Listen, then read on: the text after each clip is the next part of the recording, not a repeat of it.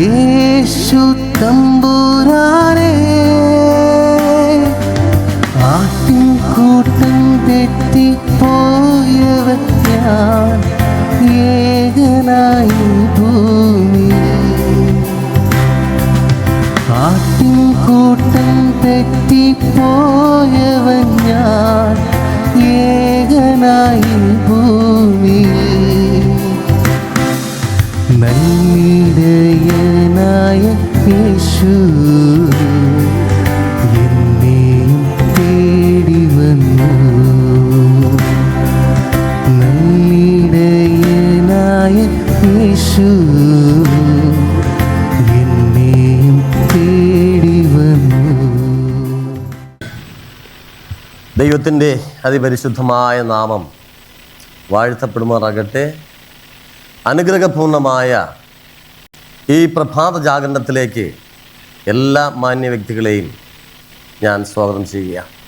ദൈവം നിങ്ങളെല്ലാവരെയും ധാരാളമായിട്ട് അനുഗ്രഹിക്കുമാറാകട്ടെ. ഇന്നത്തെ നമ്മുടെ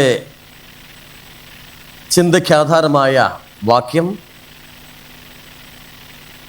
പ്രബോധനം പ്രമാണിക്കുന്നവൻ ജീവമാർഗത്തിൽ ഇരിക്കുന്നു, ശാസന ത്യജിക്കുന്നവനോ ഉഴന്ന് നടക്കുന്നു. നമ്മുടെ ചിന്താവിഷയം, പാപത്തിനെതിരെ മനോനിശ്ചയത്തോടെ പൊരുതണം. ഈ ലോകത്തിൽ പാപം ചെയ്യാത്തതായി ആരും ഇല്ല എന്ന് വേദപുസ്തകം നമ്മെ പഠിപ്പിക്കും. പ്രിയമുള്ള ദൈവത്തിൻ്റെ ജനമേ, നാം പാപം ചെയ്യുമ്പോൾ നമ്മെ ഓർത്ത് ദൈവം എന്തുമാത്രം ദുഃഖിക്കുന്നു എന്നതിനെക്കുറിച്ച് നമ്മൾ ഏവരും ചിന്തിക്കേണ്ടിയിരിക്കുന്നു. ആയതിനാൽ പാപത്തെ ഉപേക്ഷിച്ചുകൊണ്ട് പാപത്തെ വെറുത്തുകൊണ്ടുള്ളതായ ഒരു ജീവൻ നയിപ്പാൻ തക്കവണ്ണം നമുക്ക് സാധിക്കണം. അതിനുവേണ്ടി ദൈവവചനവുമായിട്ട് നമുക്ക് വലിയൊരു ബന്ധമുണ്ടായിരിക്കണം. എങ്കിൽ മാത്രമേ ദൈവവുമായിട്ടുള്ളതായ ആ ബന്ധം നമ്മൾ ശക്തിപ്പെടുത്തുമ്പോൾ പാപത്തെ ഉപേക്ഷിച്ചുകൊണ്ട് ജീവിപ്പാൻ തക്കവണ്ണം നമുക്ക് സാധ്യമായി തീരൂ. അതുകൊണ്ട് എന്ത് ചെയ്യണം? പാപത്തിനെതിരെ മനോനിശ്ചയത്തോടു കൂടി നമുക്ക് പൊരുതുവാൻ തക്കവണ്ണം സാധിക്കണം. പ്രിയപ്പെട്ടവരെ, ദൈവവുമായിട്ടൊരു ബന്ധമില്ല എങ്കിൽ ഈ ലോകമോഹങ്ങളിൽ നമ്മൾ കുടുങ്ങിപ്പോകുമെന്ന കാര്യത്തിൽ യാതൊരു സംശയം വേണ്ട. പാപത്തിൻ്റെ വഴികളിലൂടെ സഞ്ചരിക്കുന്നതായ, അനുതാപമില്ലാതെ പാപത്തിൻ്റെ വഴികളിലൂടെ സഞ്ചരിക്കുന്ന ഒരു വ്യക്തിക്കും ദൈവത്തിൻ്റെ രാജ്യം കരസ്ഥമാക്കുവാൻ തക്കവണ്ണം സാധ്യമല്ല എന്ന് വിശുദ്ധ വേദപുസ്തകം നമ്മെ പഠിപ്പിക്കുന്നു. പലരും തങ്ങളുടെ ആത്മീയമായ ബലഹീനതയ്ക്കും വൈകാരിക പൊട്ടിത്തെറിക്കും സഹോദരി സഹോദരന്മാരോട് സ്നേഹക്കുറവ് കാണിക്കുന്നതിലും ക്ഷമ ചോദിക്കുന്ന ആളുകളുണ്ട്. അപ്പോൾ പാപബോധം നമുക്കുണ്ടാകുമ്പോൾ നമ്മൾ എന്ത് ചെയ്യും? മറ്റൊരു വ്യക്തിയെ മനോവിഷമം പെടുത്തുമ്പോൾ നമ്മൾ അവരോട് ക്ഷമ ചോദിക്കുന്നതൊക്കെ തയ്യാറാകും. ഇല്ല എങ്കിൽ എന്ത് ചെയ്യും? നാം ചെയ്തതാണ് ശരി എന്നുള്ളതായ ആ ബോധത്തിൽ എന്ത് ചെയ്യും? ജീവിക്കും എന്ന് ദൈവത്തിൻ്റെ വചനം പറയും. അതിനാൽ നമുക്കൊരു പുതുക്കം നമ്മുടെ ജീവിതത്തിൽ അത്യന്താപേക്ഷിതമായ കാര്യമാണ്. നമ്മുടെ ജീവിതത്തിൽ ഒരു പുതുക്കം ആവശ്യമാണ്. ഇവിടെ വചനം പറയുന്നത്, നവീകരണത്തിന് വേണ്ടി ഇടപെട്ടുള്ളതായ പല പ്രയത്നങ്ങളും നടന്നിട്ടുണ്ട്, നവീകരണത്തിന് വേണ്ടി. എന്നാൽ ഇതൊക്കെ ചെയ്യുന്നവർ തങ്ങളെ തന്നെ സ്വയത്തെ ക്രൂശിക്കുന്നില്ല. നവീകരണം വേണമെന്ന് ചില ആളുകൾ ആഗ്രഹിക്കുന്നു, പക്ഷേ അവരവരിലേക്ക് തന്നെ എന്ത് ചെയ്യുന്നില്ല? ഒരു പുതുക്കത്തിന് വേണ്ടിയുള്ളതായ ശ്രമം നടത്തുന്നില്ല എന്നുള്ളത് ദൈവത്തിൻ്റെ അതിൽ പഠിക്കുമ്പോൾ നമുക്ക് മനസ്സിലാക്കുന്നതൊക്കെ സാധിക്കുന്നു.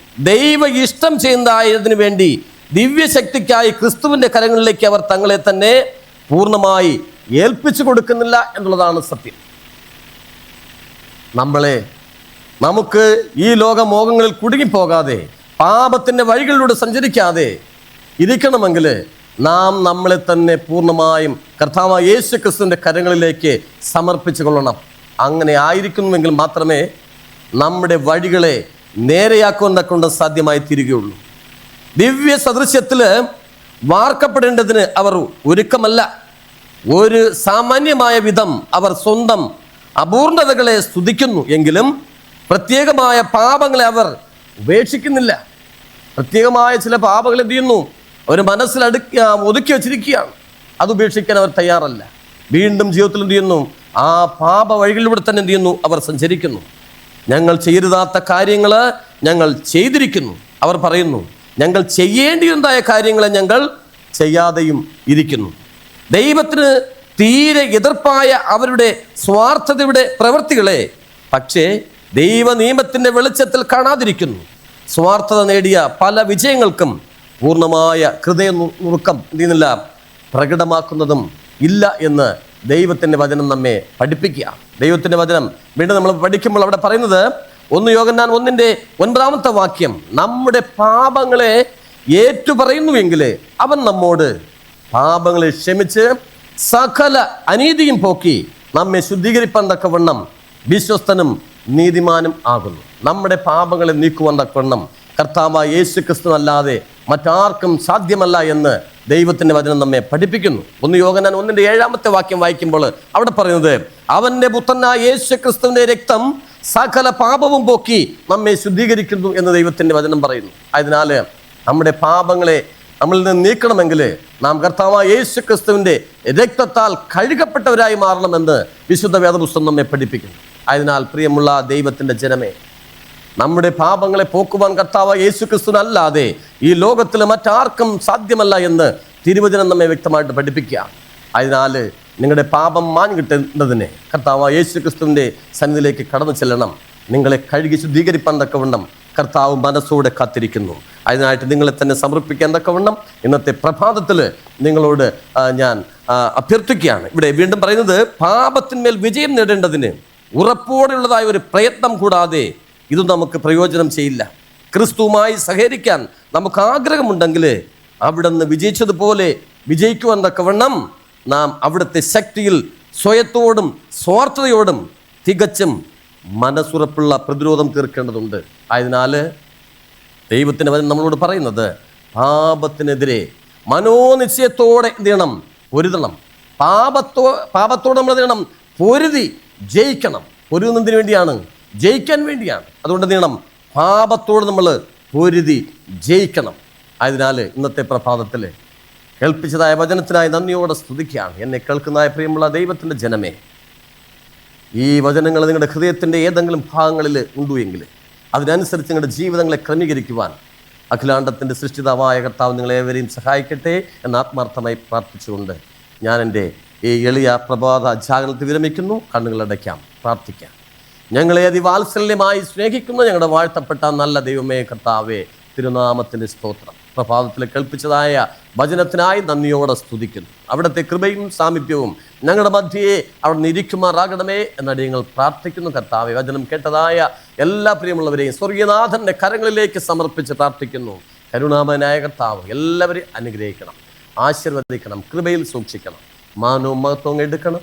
സകലവും യേശു ക്രിസ്തുവിൻ മഹത്വമുള്ള നാമത്തിൽ തന്നെ. ആമേൻ.